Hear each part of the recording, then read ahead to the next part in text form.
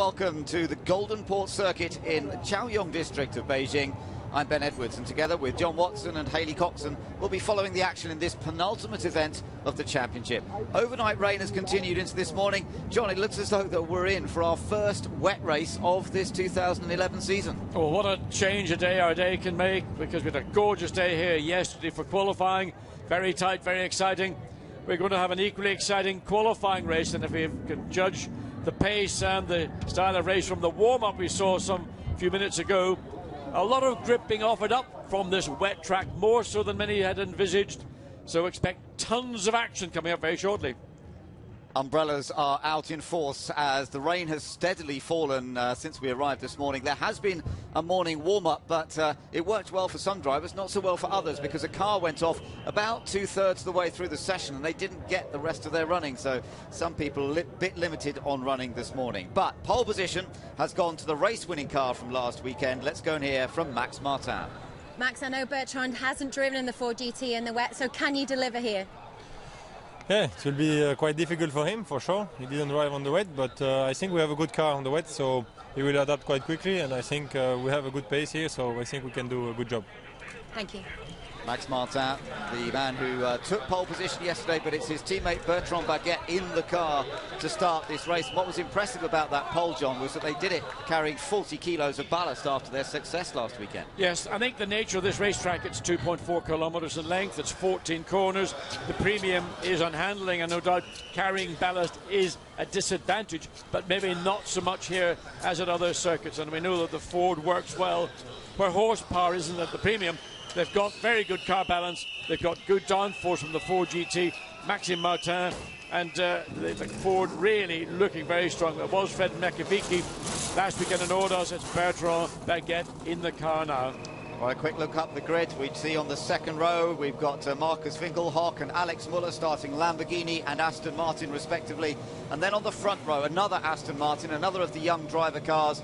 Darren Turner starts up front, so a good opportunity there for both young driver cars. There's Darren Turner, but on the far side, what is pole position, the silver, burgundy and yellow Ford GT. It's Bertrand Baguette driving, though, as you say, this weekend, not Fred Makavicki, who took the win last weekend with Max Martin. Fred is away racing elsewhere this weekend, so the honours have gone to the 25-year-old Belgian to join Max Martin. But he's a pretty impressive driver. He raced at Navarra, did Bertrand Baguette, and we saw some good stuff from him there. We'll see what he can do from the front this time. Quick view from on board Marcus Winkelhock. Yeah, I mean, it's a difficult situation because the warm-up was shortened by about 10 minutes. One of the four GTs went off into the gravel. It took time to get that car removed, and in doing so dragged tons of gravel onto the racetrack. And with the proximity to the start of this qualifying race, that was the end of the session. So the drivers that were expecting to get into the cars to finish the warm-up session, they didn't do it. Bernard Baguette was one of those drivers who didn't get to drive, so he's had a lap coming onto the grid. He's got this pace lap to get a field. So it's difficult for those drivers. So the grid sees Baguette on pole, Turner alongside in the other Aston Martin, which Muller is teammate to on the second row with Marcus Winkelhock. And a big chance for Winkelhock and Basseng to score points. Nico Verdonk is back in the Corvette in 5th place. Basslein is 6th on the grid. 7th, Chris Nygaard in the Ford GT. David Brabham qualified well yesterday. They're 8th on the grid. 9th, the Dunbrett Westbrook car. Peter starts the race. Andrea Piccini in the Aston Martin starts 10th. Jan Claret had an off this morning in the warm-up. Lionbergen on next door to him, coming back into their second event this year. Michael Krum 13th on the grid. Pretty poor for them. Pastorelli 14th. Then Den Boer and Kennard on the 8th row of the grid, and at the back we've got Piccioni and Bernoldi. Now Bernoldi, just to explain that quickly, the Nissan went off in the hands of Nicky Katzberg yesterday morning, and they didn't actually get the car out for qualifying at all. No, they didn't. There was a damage to the front of the car, quite severe damage, but they got it finished. But of course, Enrique Bernoldi, basically almost, not literally, almost a stranger to this circuit, having not had a chance to qualify. So the field coming up, turns 13, 14, the penultimate corners before this race gets underway. Yeah, and we're on this, as you say, 2.4 kilometre track. The cars just making their way around, getting themselves into formation as they come out of the final corner, and we go racing here at Golden Port. and it is the pole car that gets away. Now, watch the first corner. It's pretty tight. It's going to be very easy in these conditions to make a mistake, and some people hanging back a bit at the back of the field, sensibly seeing where the space is. But the Ford leads. Good start by Bertrand Baguette. He's made the break over the two Aston Martins, which are chasing on, and the Lamborghini behind. Well, the onboard camera shot, some of them just don't see anything. The fog. Oh. That's contact coming out of turn 4. That's the tight hairpin bend. Then through the double right 5 and 6. Most people being relatively cautious. Nicky Katzberg, the car 20. He's our, in fact, Enrique Banoldi in the car. He's made up one position. But really, for some of these drivers, first experience in racing conditions in the wet. Good battle for fourth between Marcus Winkelhock and the Lamborghini, and then the Team China Corvette, which has got Nico Verdonk at the wheel. On board here with Michael Krum's car. That car starting way down at the back of the field after Lucas Luhr went off in qualifying, but I think it's already made a few places on this opening lap. Yeah, well, Michael Krum was the star of the warm-up this morning, quickest consistently lap by lap, so he is familiar with track conditions. Although the rain has been falling steadily, nevertheless, he is probably the most confident driver out there. Coming around to complete the first lap then, let's see what it is. It's Bertrand Baguette leading from Darren Turner and Alex Muller. Then Marcus Winkelhock, Nico Verdonk, followed by Bas Leinders, Chris Nygaard, and these followed by David Brabham. Let's just see, Michael Krum has come round in 11th place, so good first lap by Michael Krum. As you say, he carried speed in the warm-up this morning, and he's managed to gain a few places on the opening lap. So the championship leading car is in a position to perhaps score points as we go through the day. Remember, more points on offer for the second race, the championship race, but Michael Krum working towards that even at this early stage. So gradually drivers becoming familiar. Not too much standing water, a little bit there you see coming into turns 8 and 9, but not affecting the racing line. The overall grip of this racetrack actually is very high. It's been recently resurfaced, so there's a lot of grip, mechanical grip for the drivers. They're not struggling as we have often seen in the past with either flooding on the track, standing water, or a low grip surface. No, that's right. The drivers that we spoke to after this morning's warm-up who did get out in it were quite impressed by the grip levels and by the fact that there wasn't too much standing water, so they can drive the cars quite hard despite the wet conditions. You're riding on board here with Marcus Winkelhock. He sits in 4th place in the Lamborghini, and what a chance this is for Winkelhock and Basseng to close up that 12-point gap in the championship table for the Drivers' Championship over Michael Krum and Lucas Luhr. But as we say, Michael Krum got up to 11th at the end of that first lap, hasn't gained any more yet. He's actually behind teammate Peter Dumbreck now, so the two JRM Nissans, there they go, running together, the black and red Nissan GTRs running together on track. Dumbreck losing out a little bit on the start, whereas Michael Krum was able to gain ground. We go back on board with Marcus Winkelhock. He's got the two Aston Martins right ahead of him. Yeah, further back, David Brabham trying to make a move on Christopher Nygaard in the Oh, 4GT. the leader's gone off! The leader has gone off. Bertrand Baguette is in the gravel. And that's done at turn 8, and that car is not going anywhere. Maxime Martin there, you look, his points hope absolutely shattered, and apparently there was no reason. It's just a driver error. Bertrand Baguette got it wrong into turn 8 in fact it is. It will be a safety car because that car cannot be removed from that particular part of the racetrack. The gravel traps here particularly soft. If you go into them, you're not coming out without outside assistance. Aston Martin now lead with the Ford having gone off of Bertrand Baguette. The super sub has made a mistake in the opening laps here. John, let's see if we can see what he did. Round turns 5. Then, into 6, into 7, just gets it wrong on the brakes, locks it up, slides sideways, can do nothing. There's so little grip once you lose control of the car, and once he's in the gravel trap, that is it over. Look, you can see the faces on the Ford Mark VDS team. They know that the potential maximum points for the qualifying race have gone, and the Lamborghini done the same, but luckily the rear wheels are still in the track. He may well be able to get that car reversed if he can find reverse gear. That's Benjamin Lohenberger in the number 47 car. He goes forwards. That's risky. Mistake. Oh, no. The wrong thing to do, reverse. He's got reverse gear now, but can he get the traction? Because only one of those two wheels... I think he's all right. I think he's okay. He's going to get out of it. Let's take a look at what happened here. Oh, well, was it a help or was it a self-induced spin? I'm not sure. There may not have been contact. That was Dumbreck and Krum just behind him in the two Nissans. So whether there was contact or not, has he got... Yeah, he is going. A bit of gravel still down. But watch for the gravel on the racetrack. Wave yellow flags.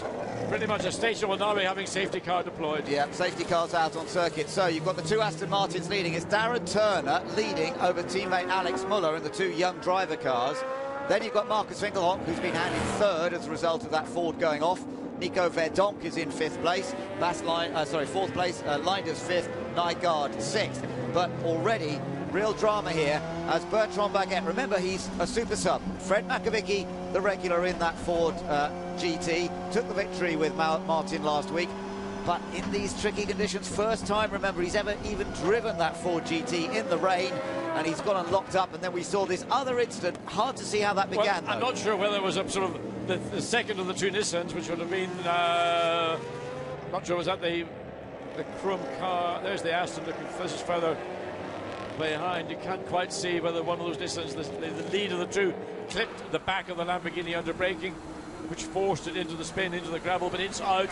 But it is the leading Ford GT car of Bertrand Baguette, an unforced error into turn 8, and all hopes for Maxime Martin to take points, but more crucially to get that pole position for the start of the championship race on Sunday, where you get a much bigger 25-points haul. Yeah, well, it's Krum behind Dumbrek. If there was contact there, I guess it was with the first of those two. The first, but Krum was right on the gear, or the tail of that sister car. So I think maybe it was a small contact between the Lamborghini and the Peter Dumbrek Nissan. No sign of that Ford being towed out of the gravel yet. So we've still got safety car out. There it is, leading the field around. And we saw a quick shot a moment ago of the team owner of the two Aston Martins that are leading. Why is that Nissan pulling right out of the way there? That's David Brabham. Yeah, he's putting him out, just assuming he decides he wants to get as much water and keep the wet weather tyre cool. Not that the racetrack is showing any indications of a drying line, but nevertheless, experience, many years, just keep the babies cool.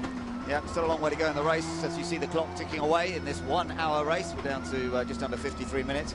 And as ever, the pit window will open up 25 minutes into the race distance for the driver and tyre changes, but we're some way off that yet. But there is the Ford GT that had a comfortable lead. He did a great first lap, but then that little tiny error, it looked like just under braking, locked up a little bit, and Bertrand Baguette is out of the race. There's Stefan Mucker, who sees his car leading in the hands of Darren Turner. He won't be too upset to have seen the Ford go off. No, I mean, it's been a gift for Darren Turner and for Stefan Mucker, but don't count your chickens. There we see Bertrand Baguette betting back, and you can see how deeply the car is buried in the gravel. When they try to tow that car out, it will literally act as a shovel and drag many, many kilograms or pounds of gravel back on. Just watch, we saw this earlier. Now there it goes. There's a bow wave of gravel, and that's going to get dragged onto the racetrack, right onto the exit of turn 9, and all the way across the exit of the corner. Now he's being towed onto the grass.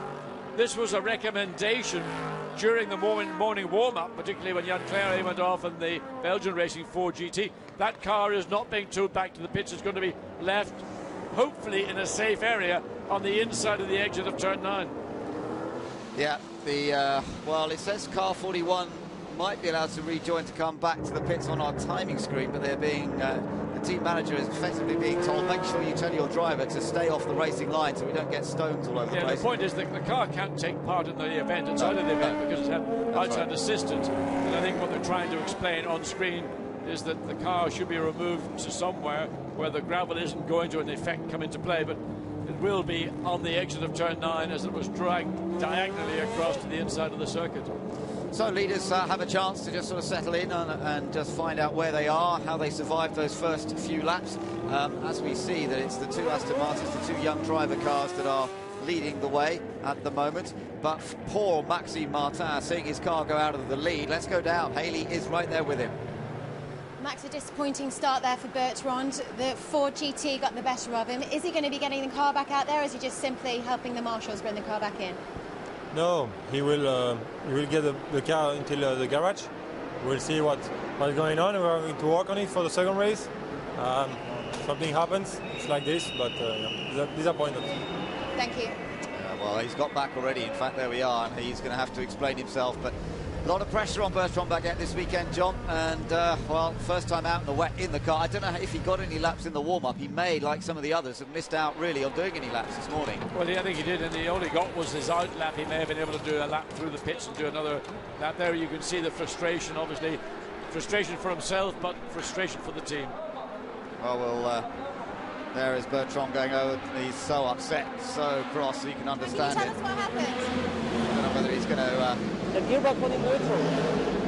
The gearbox went in neutral, and then when I put first gear in, the car gave me a kick, but I don't know what happened. The gearbox went in neutral. It's not normal. Oh, so Thank you. Gearbox went into neutral.